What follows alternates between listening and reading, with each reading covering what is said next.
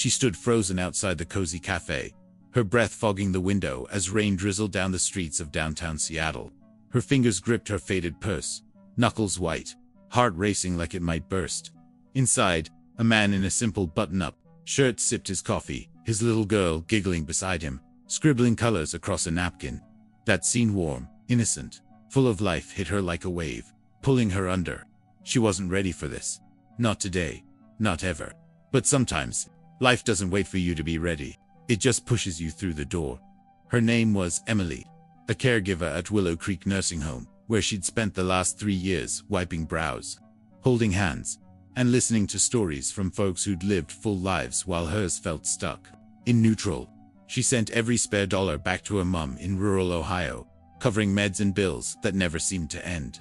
Some days, like today, her wallet held nothing but lint and a couple of crumpled singles, not even enough for a basic latte. But there she was, drawn by a promise to an old resident named Evelyn, who'd slipped her a note one quiet evening. "Just show up," dear Evelyn had whispered, her frail hand pressing the paper into Emily's palm. "You deserve more than giving love without getting any back." Emily had assumed it was a quick chat with a lonely widower, maybe Evelyn's friend. Not this. A handsome guy named Daniel, with kind eyes, and a toddler named Lily, who swung her tiny legs under the table, beaming up at her dad with pure adoration.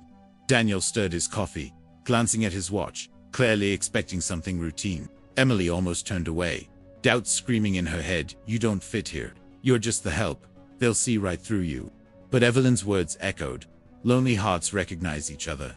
Taking a deep breath, she pushed open the door, the bell tinkling like a nervous hello. The aroma of fresh brews and pastries enveloped her, a comfort she rarely allowed herself. Daniel looked up, his gaze meeting hers, curious, then softening into a smile. "Hi," Emily managed, her voice barely above a whisper. "I'm Emily, from Willow Creek. Evelyn sent me. She said to meet someone here." Daniel's eyebrows lifted. "Evelyn, my mom?" Emily nodded, flustered. "Yeah, she might have skimped on the details." He chuckled, a warm sound that eased the knot in her stomach. "That sounds like her. Please, sit." He gestured to the empty chair. As she hesitated, the barista approached. "What'll it be?" Emily's cheeks burned. She glanced down, mumbling, "I can't afford anything today, sorry." The words hung there, raw and vulnerable. Daniel didn't flinch. Instead, he leaned forward, his voice steady. "Then make it 2 more coffees. On me. No pity, no judgment. Just kindness." Emily slid into the seat, her walls cracking just a bit. Lily peeked over the table, her chubby cheeks dimpling. "Hi, I'm Lily. Want to see my picture? It's a rainbow kitty." Emily laughed softly, the sound surprising even her. "I'd love to. That's the best kitty I've ever seen." In that moment, something shifted. Daniel watched as Emily engaged with Lily, her gentle questions drawing out the girl's endless stories about imaginary adventures. He hadn't expected this, a stranger making his daughter light up like that. 2 years ago, his world had crumbled. His tech startup tanked amid a market crash, investors bailing, savings vanishing. Worse, he came home to an empty apartment, his wife gone, leaving only a note. "I can't do this anymore." Lily was just a baby then, crying in her crib. Daniel had rebuilt from scratch, rising to CEO of a small firm. But romance, he'd sworn it off. Apps, blind dates, none of it stuck. He had Lily's giggles, her bedtime hugs. That was enough. Until now, days blurred into weeks. Daniel started visiting Willow Creek more often, ostensibly for his mom, but really to catch glimpses of Emily. She'd wave, her ponytail swinging as she helped residents with meals or walks. One afternoon, Lily tugged at his hand in the hallway. "Daddy, watch me jump." She clambered onto a low bench, teetering. Before Daniel could react, she slipped. Emily, passing by, dove forward, catching Lily in her arms. The girl burst into tears, clinging tight. Emily rocked her gently, whispering, "I've got you. You're safe." No drama, just pure instinct. Daniel's heart clenched, guilt for not being faster, gratitude for her being there. "Thank you," he said later, voice thick. "I should have been watching." Emily shook her head. "Kids are quick. It happens." But as Lily calmed in her arms, Daniel saw it. Emily wasn't just kind. She was maternal in a way that filled the gaps he'd tried to ignore. That evening, he asked her to lunch. "As a thank you," he said. She paused, then nodded. Okay.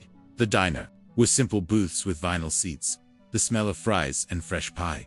Lily insisted on sitting next to Emily, chattering away. Conversation flowed. Emily shared about her mom's illness, the endless bills, the loneliness of it all. I feel like I'm always giving, never getting, she admitted. Daniel listened. No interruptions. That's not alone. That's strong. Lily dunked her fries happily, oblivious. Then the door jingled. Daniel tensed. In walked his ex Sarah, confident, heels clicking like warnings. She spotted them, her smile too bright. What a coincidence. She reached for Lily. Hey sweetie, Mummy's here. Lily screamed, wriggling away. No, I want Emily. Emily stood, arms open, and Lily leaped into them, burying her face. Daniel blocked Sarah. You left us. No calls, no visits, you signed away everything. Sarah's facade cracked. I've changed. I deserve a chance. But Lily's fear was real, raw. Sarah stormed out, vowing to return. Daniel exhaled, turning to Emily. I'm sorry. She held Lily close. She's terrified of her. That's not just a tantrum. The texts started that night. I miss her. Let me back in. Daniel stared at his phone, doubt creeping in. What if Lily needed her real mom? What if he was selfish? He pulled out old court papers. Custody. No contest from Sarah. She'd vanished without a fight. But guilt gnawed. The next day, he told Emily. She stepped back. Maybe I should bow out. I'm not her mom. His chest ached. You're more than that.